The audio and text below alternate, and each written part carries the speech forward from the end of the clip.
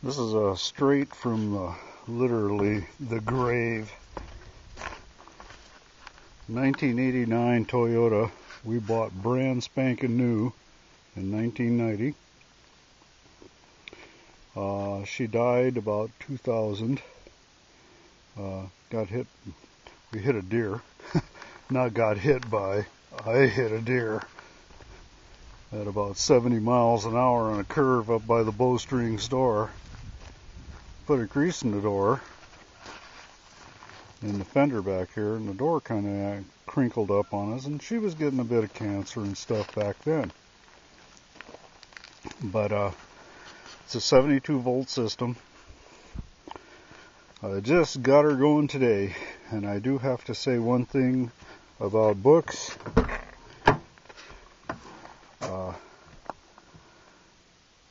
Build Your Own Electric Vehicle is the book of choice as far as I'm concerned. It's the most straightforward, basic system there is, and that's what I used. I tried to do a hybrid at first of Michael Brown's book, Convert It, and Build Your Own EV, taking the best from both. And I gotta say, screw that. Go with the basic. Now, I don't know how in the heck many miles we're going to get with this thing. Not very many, I know. It's only a 72 volt. But that big orange box is to contain that. That's the on-off switch. I've got my gauges with a pack tracker set into the dash. I started working on this in June. Turn the engine out, and give me a second here. Turning the engine out and completely disassembling the front end. I took out the stock front end because it was an automatic. You'll notice a big rubber sheet here. I'm holding the lid up, so you have to understand, because I've got the camera in one hand and holding the lid up in the other. Kind of had a slight fire yesterday when I first started out. I had a wire touching. I had the ground strap off on a motor mount, and since I've put it to the body here, there's been no problem. Probably just didn't consider that there was something grounded to that portion over there and shorted out. But luckily I still have lights, wipers, etc. I kept the power steering fluid unit and the hoses intact because I didn't want to yank those off yet. I've got to figure out something for the hydraulics there. Got a brake, got a hydraulic clutch. The hydraulic clutch doesn't work right now. I've got to get a new clutch kit because, like I said, the wire kind of touched the hose. You can see some of the scorch mark there. Probably fried the seals. But the thing shifts beautifully. First, second, third, fourth, and fifth. There's my homemade vacuum tank. Oh, God bless drain pipe.